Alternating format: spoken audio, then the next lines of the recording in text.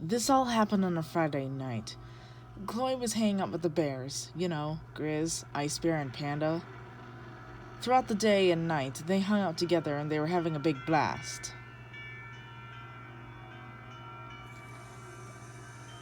Now, this is when the story gets a little weird. Panda spontaneously asked, "Hey guys, want to see something really cool?" "Sure, what is it?" Ice Bear wants to see. Sure, Pam Pam, what's up?" Panda shows everyone a photo. Grizz, Ice Bear, and Chloe looked at the photo, and they saw a disturbing image of a woman with her entire body cut open.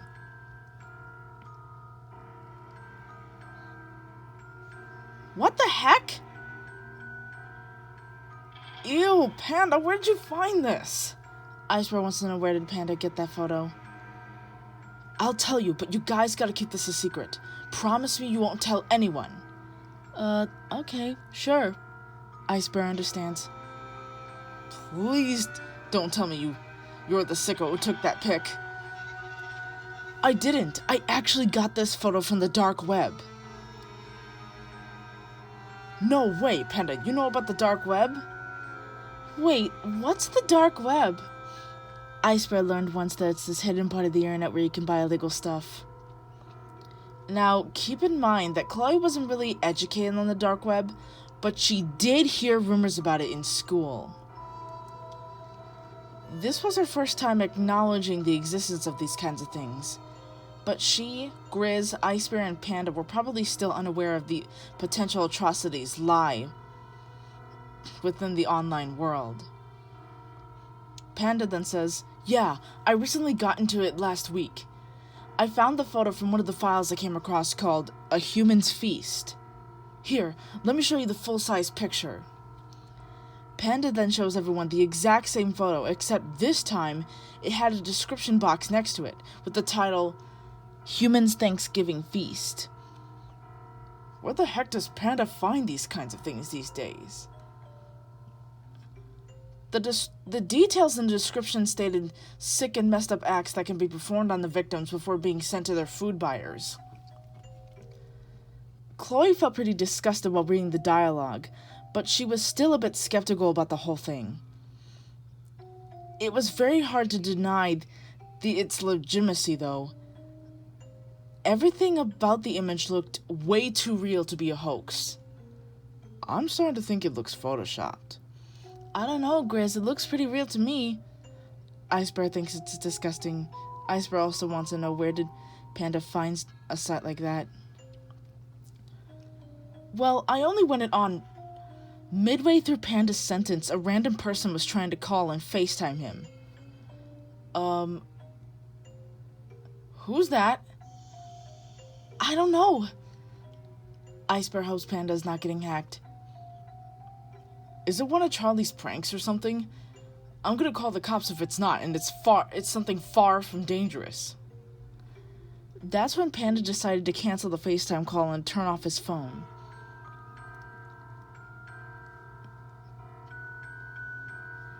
But then something strange happened.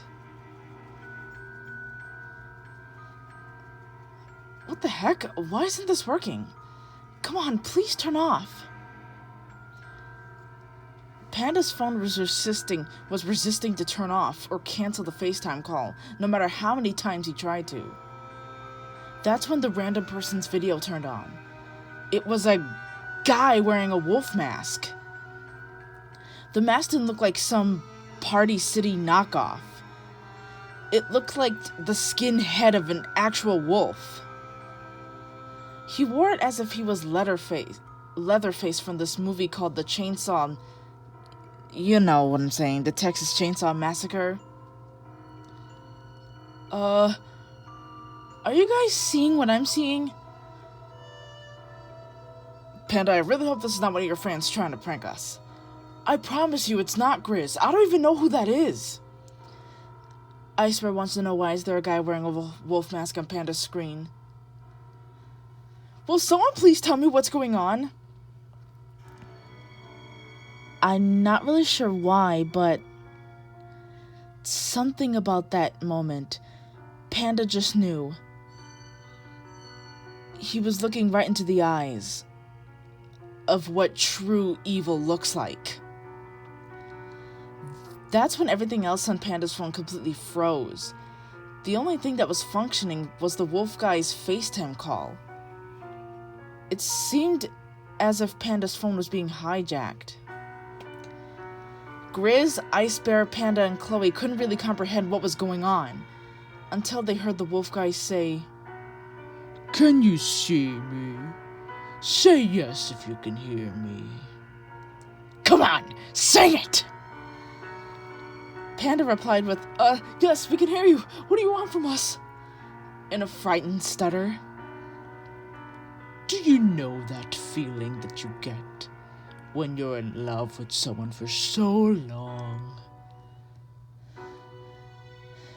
Every day goes by and it all becomes a routine. And one day, it all just ends. That special someone leaves you for another person that she claims treats her like a princess. Now, I just want something new, something fresh to calm my nerves, you know? Something delicious and gooey that will make me feel alive again and again and again and again. I just want some food. So what do you say? Does it all sound like a wonderful plan to you? Panda, Grizz, Ice Bear, and Chloe were completely appalled by what was transpiring. That's when they all hear a bunch of muffled voices in the background.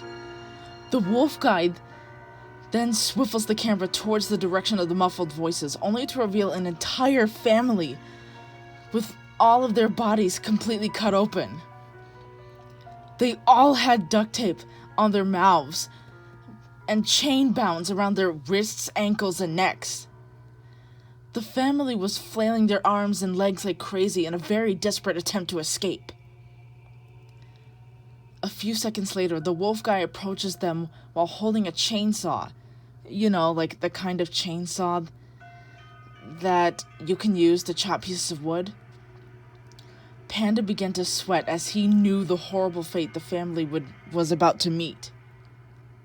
He then raises the chainsaw up into the air, and Grizz began screaming at the top of his lungs, "Leave them alone or I'm calling the cops!" As Ice Bear, Panda, and Chloe took a closer look at the last glance of the family, they realized that the mother of the family was the same woman in the photo that Panda showed everyone. That's when the wolf guy began using the chainsaw to slice everyone in the family into little pieces repeatedly. Chloe ran off to somewhere else in the house as she felt like she was going to vomit.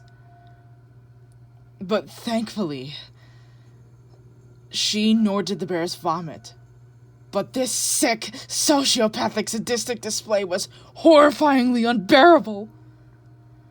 What the heck is going on? This has to be a dream. This can't be real. Chloe came back and looked at Panda's phone, only to see nothing. As if the whole thing was nothing more than a bad dream. Or maybe a hallucination. What the heck just happened? I know I wasn't seeing things. Chloe immediately went to find the bears. When she found them, she asked them, "Did you guys see that? Please tell me you saw that wolf guy. We need to report him." "Yeah, I saw him, but all of a sudden my phone shut off." Ice Bear agrees. "It was weird. Must have been like a hacker or something. But thank God, Panda's phone went back to normal." "Did you see anything, Chloe?"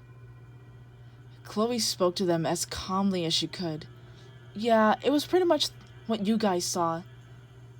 I think it's best if we put this behind us and move on from here, you know?"